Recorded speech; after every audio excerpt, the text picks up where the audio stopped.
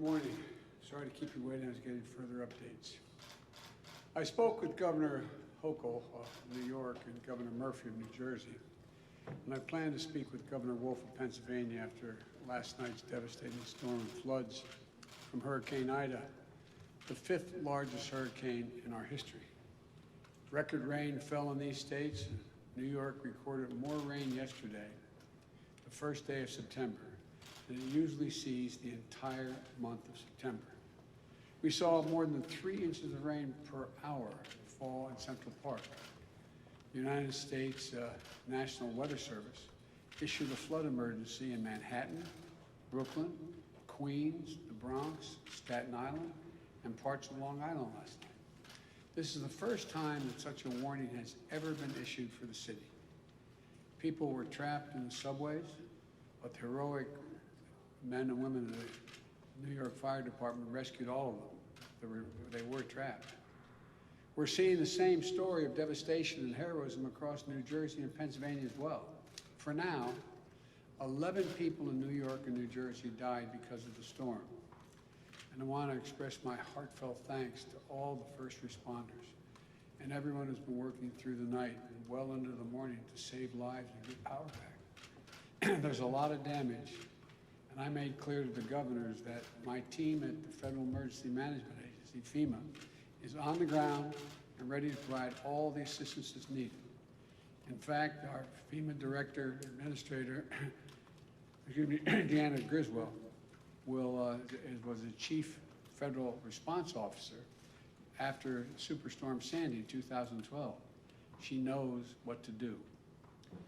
And last night, at the request of California Governor Newsom, I approved an emergency declaration for California for the Caldor fire, which is burning aggressively toward Lake Tahoe Basin and into Nevada.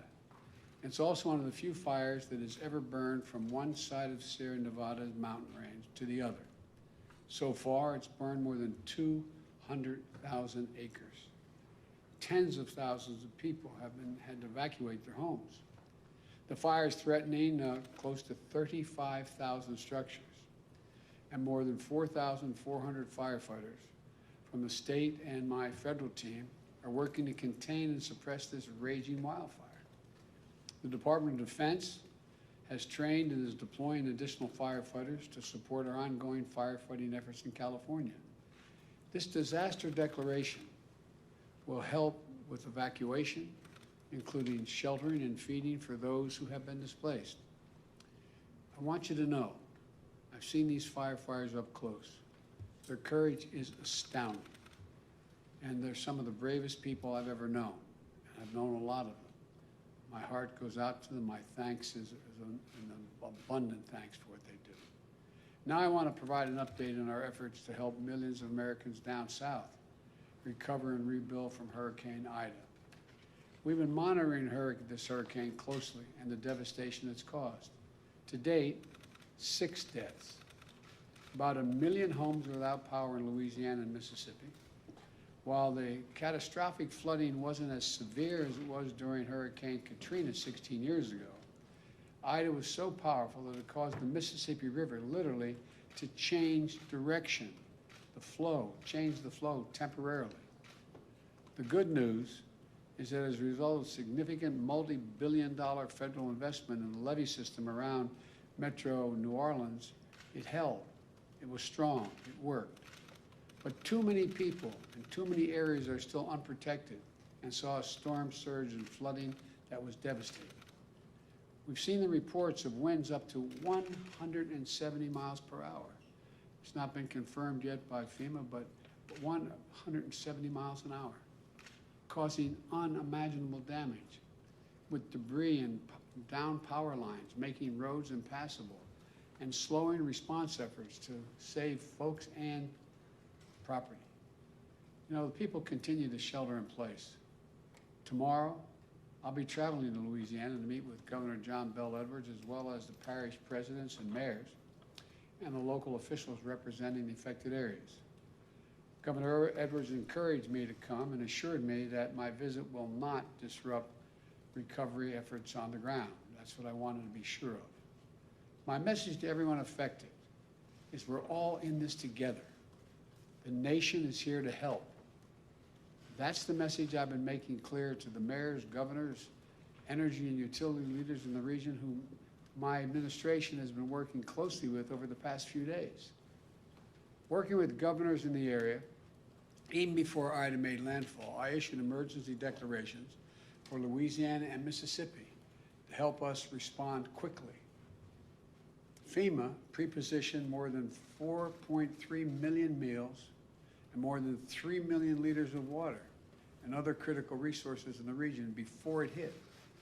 We deployed more than 250 generators, and we're working to getting more into the area, especially to hospitals in desperate need of them.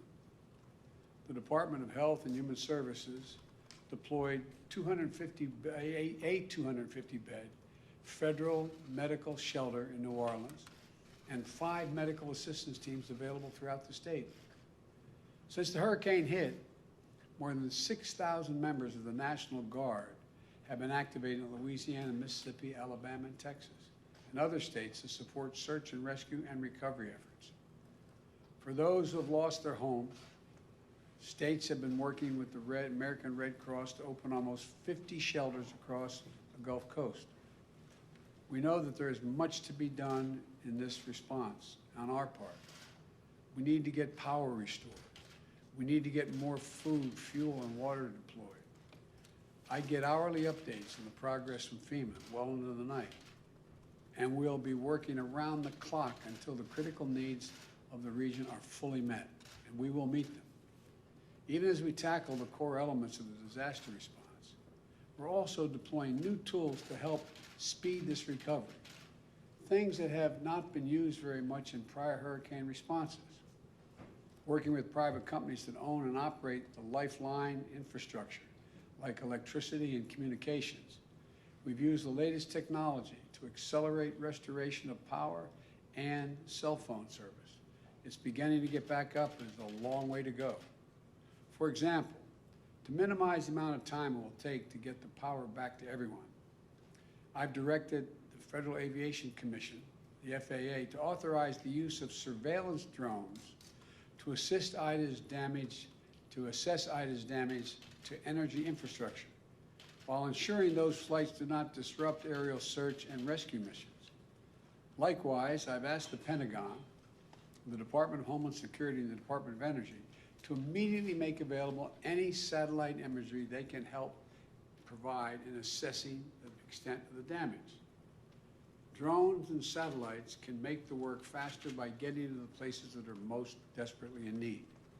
They can identify where the lines are down, map the damage, help get the transmission lines back up and running in all the parishes. But people, hard-working people, do the complicated and dangerous work. There are more than 25,000 linemen and clearance crews from 32 states and the District of Columbia racing to restore power. In Alabama, 2 have died on the job.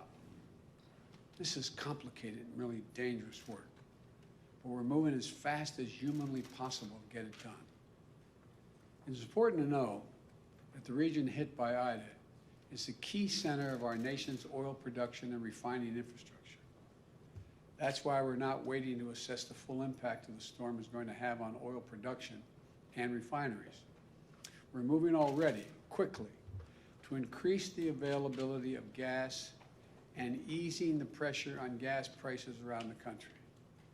I've directed the Secretary of Energy, Jennifer Granholm, to use all of the tools at her disposal, including using the Strategic Petroleum Reserve to keep gas flowing to the pumps. In order to get critical supplies to the region to beat the pandemic, I directed the Department of Transportation to renew an energy declaration to provide flexibility on how many hours a truck driver can drive. Most people don't know there's a limitation on the number of hours you can be on the road. The Transportation Department is broadening that emergency declaration to include transportation of gasoline and other types of fuel as well, in addition to medical supplies and food. In addition, the Environmental Protection Agency has approved emergency waivers for Louisiana and Mississippi that will expand the supply of gasoline that can be sold in those states and increase availability at such a critical time. These actions should help reduce the risk of gas shortages and price increases as a result of the hurricane. We also know a lot of people lost cell phone service because their particular carrier's tower went down or got damaged. A few days ago, I asked the Federal Communications Commission, the FCC, and my White House team to work with the cell phone companies to allow customers to use roaming services. So that means that folks in the area should be able to get a signal no matter what carrier they're in. If their one carrier's down, they can roam and use another carrier they're not part of, they're not signed up with. Just think of the sons and the daughters, and the moms and dads, the loved ones trying to reach each other, and the feeling of fear, maybe something happened, and it's just because they can't, the cell phone's not working. Think of the millions of people reaching out for help. This is important and it's critical. Now, a lot of private companies and public entities are doing their part. Today, I'm calling on insurance companies not to evade their responsibility to keep the priorities they made to their customers and the promises they made, and help some folks who are hurting. Here's the deal. FEMA is providing critical need assistance, for example, to help with a hotel bill you're racked up because you couldn't stay in your home during the hurricane. The Department of Housing and Urban Affairs, HUD, is also offering assistance to families in impacted areas. But right now, we're hearing reports that some insurance companies may deny coverage for additional living assistance expenses unless the homeowner was under a mandatory evacuation order.